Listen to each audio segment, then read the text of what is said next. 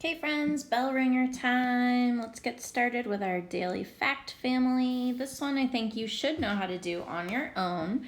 Remember, factor times factor equals product.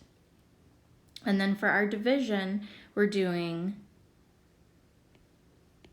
dividend, which is your large number that you're dividing up, divided by divisor equals your quotient or your answer.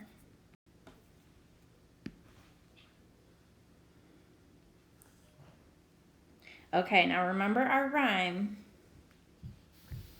Horse to fly, multiply.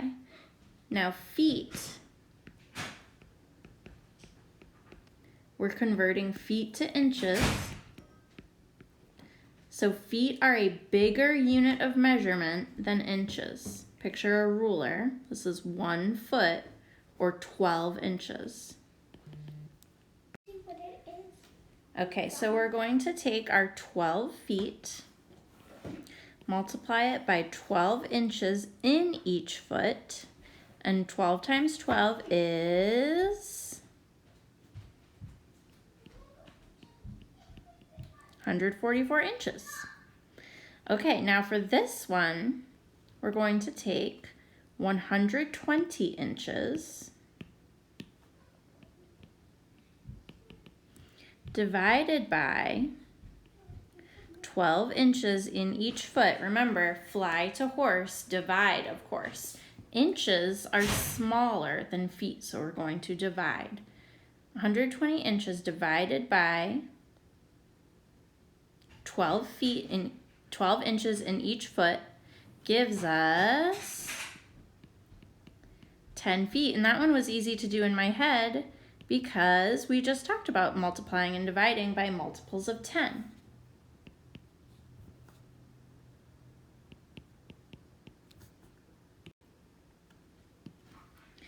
All right, name and tell everything you can about the following shape. So look at this shape and make some observations about how many angles it has, how many sides it has, if there are any parallel sides, and if you see any perpendicular sides. Now remember, perpendicular sides are the ones that intersect to form a 90-degree angle. Like, for example, this side and this side are perpendicular because they intersect and form a 90-degree angle. So that's perpendicular lines. Okie dokie. All right, now this one should be easy for you to do. Remember, volume is calculated in cubic units. So I want you to figure out how many cubes are in this figure and tell me the volume in cubic units. The reason it's cubic is because it stands for 3 dimensions: length, width, and height. So the length is the red side, showing how deep it is. The width is the yellow side, and the height is the blue side. Last but not least, we have our line plot. Going to draw a line going side to side. Look for the smallest value, which it looks like maybe 11 is going to be the smallest value. So I could start my line plot with 10 if you're like me and you like to have a nice even number to start it with. And then our highest value looks like maybe 22. So I'm gonna go up to 25 because, like I said, I like my line plots to be kind of even, Steven.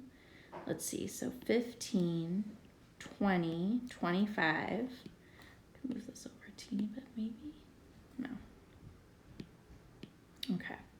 11, 12, 13, 14, 15, 16, 17, 18, 19, 20. All right, now I'm gonna leave it up to you to fill the rest of these values in. Make sure that as you add each value to your line plot, cross it off on the list above so that you're not counting something twice by accident.